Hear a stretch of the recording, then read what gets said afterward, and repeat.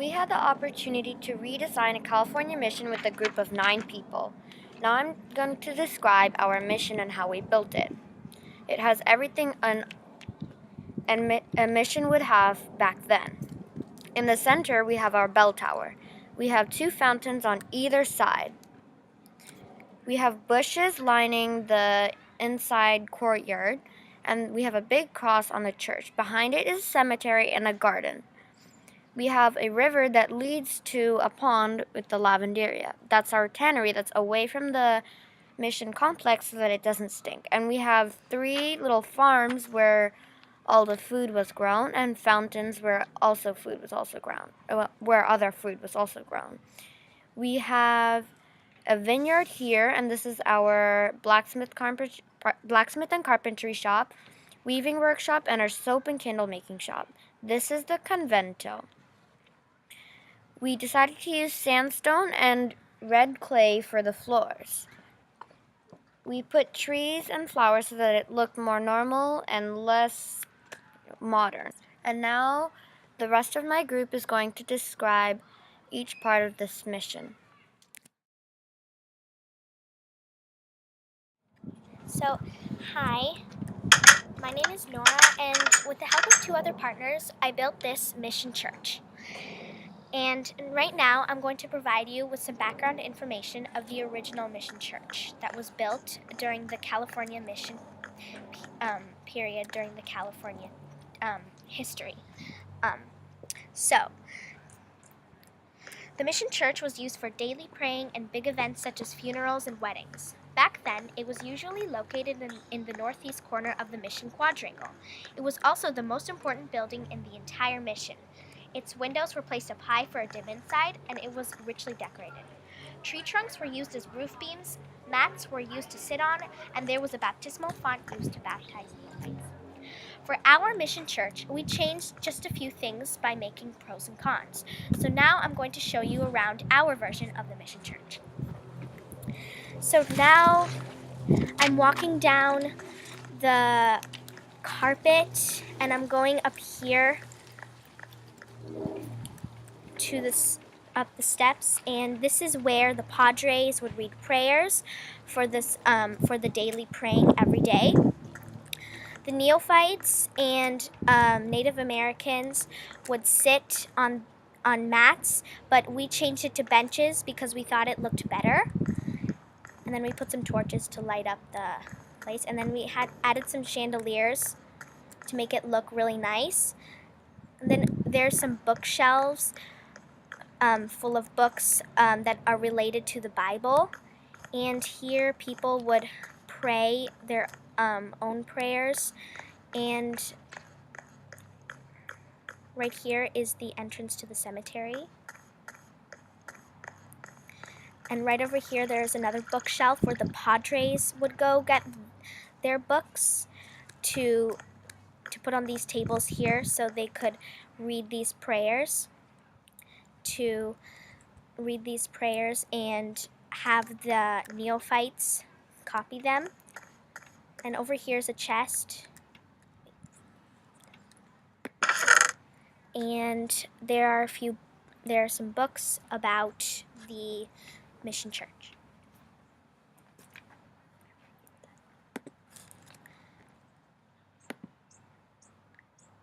So I'm going to read one to you right now.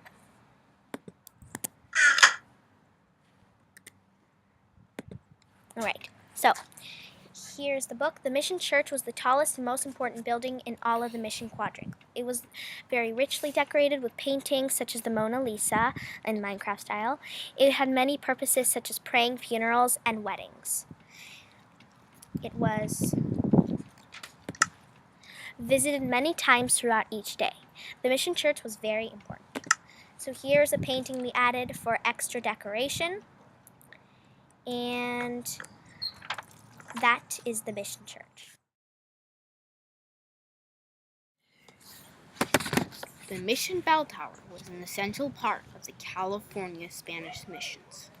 It was usually used to signal when to eat or pray, but could be used to signal anything from weddings to funerals. My classroom group was asked to build a mission bell tower in Minecraft. We substituted adobe brick for wooden planks and used music players as bells. To conclude, we worked very hard on many aspects of the bell tower and hope anyone watching this likes it. We also added a ladder so that people so that we could climb up high to the top of the bell tower.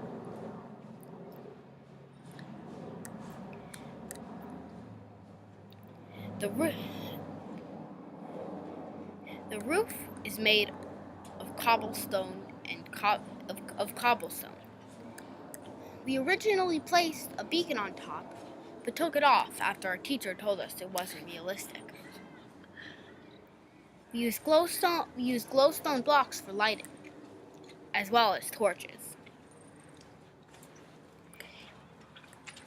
And we hope you like this. Hi, I'm going to show you about a mission cemetery. Its purpose was to hold the missions when someone died. They were buried in the mission cemetery. It was always located next to the church and outside of the mission quadrangle. Some important facts are that there were a skull and crossbones to mark the entrance of the cemetery. Wooden crosses that were changed to stone markers later because of the wood decaying were used as the markers to mark what they were. We did some changes and some similarities for the mission. For example, instead of doing skull and crossbones, we only used the skull because there were no crossbones on MinecraftEDU. We did, however, make stone markers to mark the graves.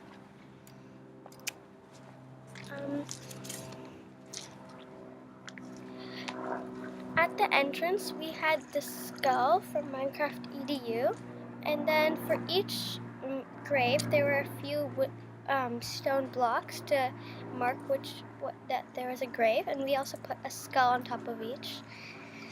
We also had a garden out behind so that others could pick flowers and maybe put them by the graves. On the sides, we made 2 fountains just as a little decoration to show respect.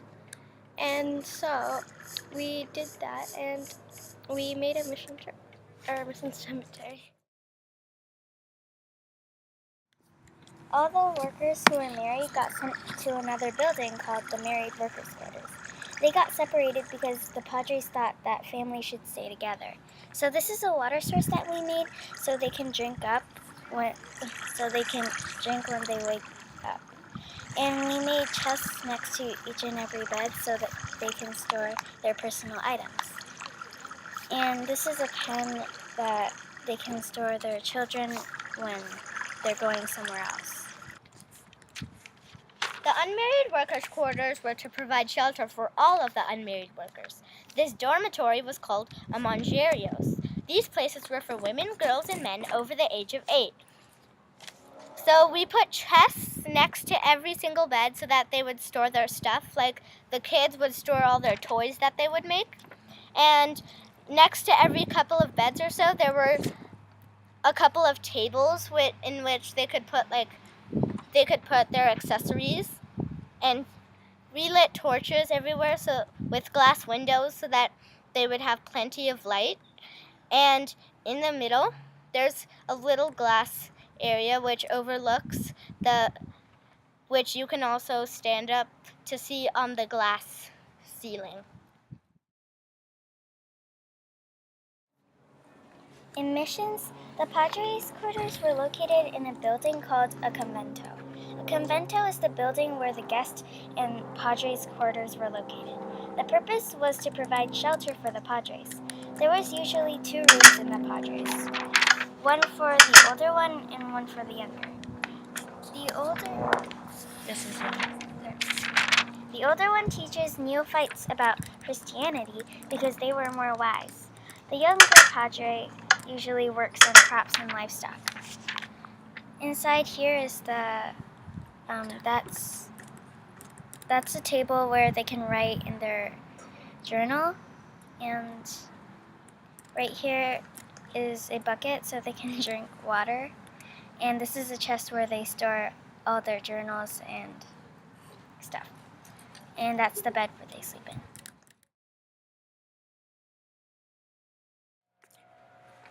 Some missions had libraries, either in the reception room or in a nearby room. These collections of books were brought by padres from Spain and Mexico, and were mostly about church doctrines and teachings. This is the library, and there are some chests to store books in. There are more chests here. There are bookshelves that hold the books. And then there are some desks here that you can read in. Here's where you would this is where you would check out the books. And the study room. The study room is also right here. And then here there are more bookshelves, and there are torches to light up the room. There are also windows on each side of the door so sunlight can come in.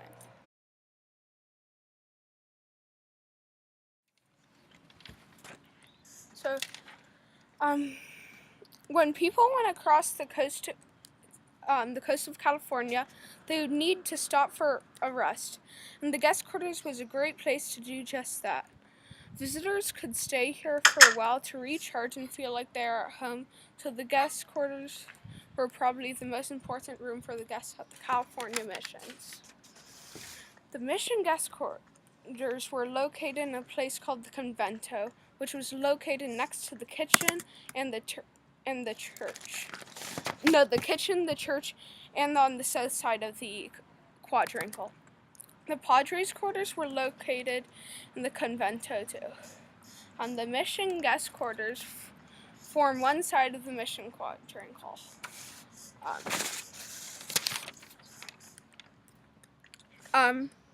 There are chests in the room that would include, so the guests could store their items and other equipment in it. And there were also shelves that we made so they could also store stuff.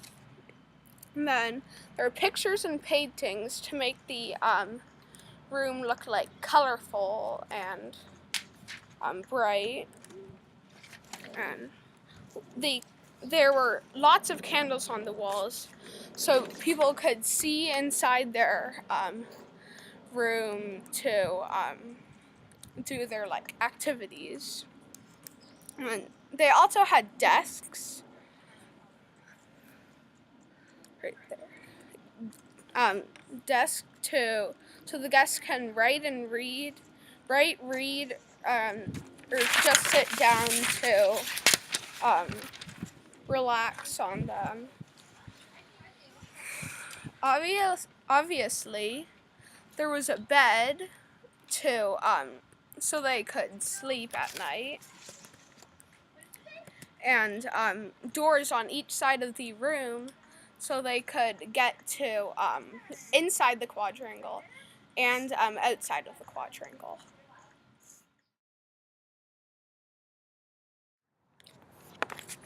In missions, the mission laundry was called a lavanderia. The mission laundry was used as a water source. The source was very helpful since the place was so big. It made it easier to fetch water to drink, cook, or water the crops. We made an area away from the lavanderia and drinking pools to bathe. This is the bathing pool over here, and let's go back to the lavanderia. So over here, these are the bushes where the workers would spread all the clothes out on them to dry, which we made out of some wood and some grass blocks. Inside, there's a water fountain with some stone gargoyles, which project the water out into the stone basin. There's also stone steps, which can which can lead you down to the water, which made it easier for the workers to wash the clothes. And when the brick slabs are hot enough, they would spread the clothes out onto the bricks to dry, and so the sun would heat them up. The weaving workshop was used for making all kinds of cloth. Some of the items that were made are blankets, clothing, and carpets. All of the cloths were made out of wool that was sheared from the mission's sheep. So now we are entering the weaving workshop. Okay. So in the middle, there is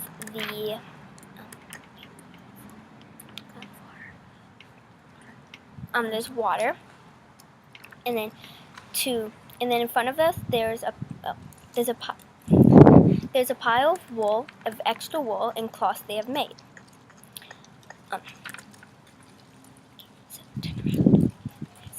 And then there's some more extra wool and cloth over here. So we added tables to act like tables, so they can sew clothing, blankets, and carpets, and other things. We added chests to imitate actual storage units where they would store pieces of cloth and clothing to make. We added a large plate glass in the ceiling they didn't have this, but we added it to make more seem better and more interesting. And then in the actual mission, they didn't have these many windows, but we needed a light source, so we did add those windows. This is the mission blacksmith and carpentry shop. Eating utensils as well as tools were made here. Ready-to-use materials were not available back then. Wooden furniture was made here in addition to the eating utensils and the tools. Beds, tables, and chairs were carved out of wood from the forest. Now I will be showing you the inside of the blacksmith and carpentry shop that we redesigned. In the center, we have a big vat so that we could heat all our metals and everything. And then we have a fireplace so that we could make fine-tuning adjustments when we are making anything. And we have some candles for another lighting source. And next to that, we have a little cauldron so that they can dip it into water in order to cool stuff down. This is a chest, and we stored some materials in there. We have more windows because we needed more of a light source. And on top of the ceiling, we have a little glass windows so that it looked kind of more interesting and less boring. We have tables in the corner with benches so that the neophytes could sit and carve stuff. That's about it. This is the candle and soap making shop. Candles and soap, two important items in the mission era, were made here. Tallow was used to make these things as well as potash. It was melted, then strings were dipped to make candles. A lot of candles were used back then because there was no electricity. Now I'll be showing you the inside. In the very center, we have a huge vat so that we could melt tallow. And in this corner, we have a huge vat so that we can melt tallow or potash. And then in the other corner here, we made another big vat so that they could do a lot of work at one time instead of having to do waiting. And then we added big windows so that we'd have more of a light source. And on top of the ceiling, we have a huge glass window so that it looked more modern in a way. And we have tables so that the neophytes could actually work, and if they wanted to fine-tune the candles, they could. We have cauldrons here so that they'd be able to dip candles in. Currently, it looks like no one is using this area, so it's completely empty. We also have bookcases here, and we also have crafting tables too to represent other types of tables. And we have chests and furnaces too. These chests hold like pre-made candles and everything.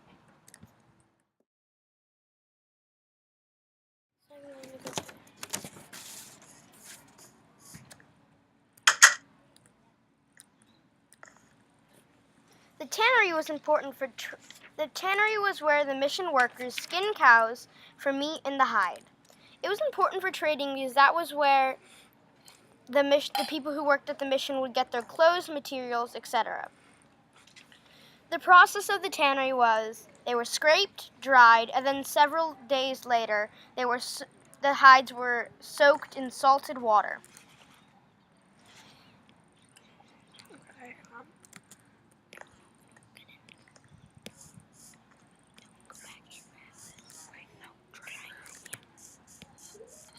So this is the drying room. This is where they would dry. So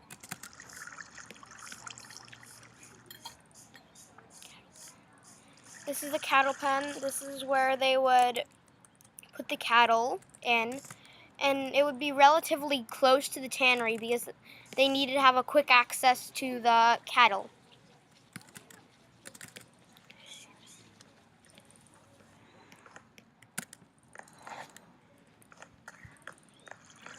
These are the tanning vats. This is where the salted water was.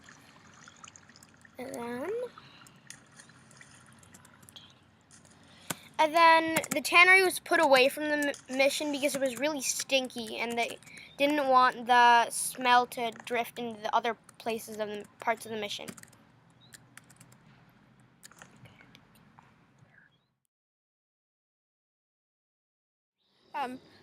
The mission kitchen is where the mission workers made food, and it was normally outside of the quadrangle.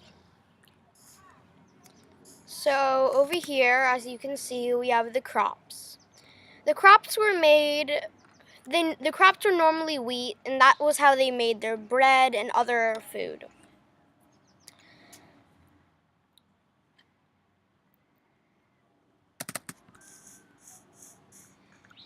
Inside, we have the beehive oven, also known as the hornito.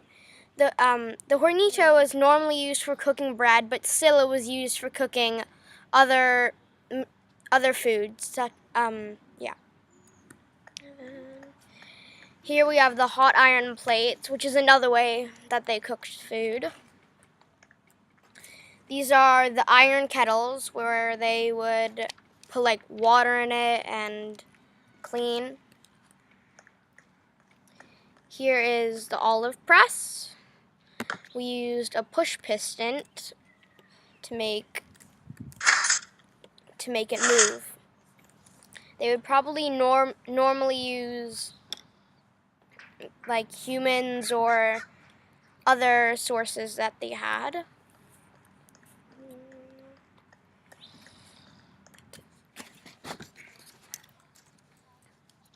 This is the mission winery.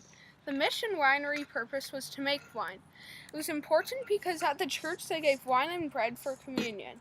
The mission winery was always located outside of the quadrangle next to the tannery and soldiers' quarters, and it was also almost always above the north side of the quadrangle. At the winery, the grapes were crushed with the workers' bare feet, and there was a vineyard on the outside. So this is a vineyard. This is where they would grow grapes so they could make wine. And then this is, well, since we can't make humans in Minecraft, we used push pistons, which would act as a substitute for the humans crushing the ground with their bare feet. And then this is the brandy still we have to make brandy. And then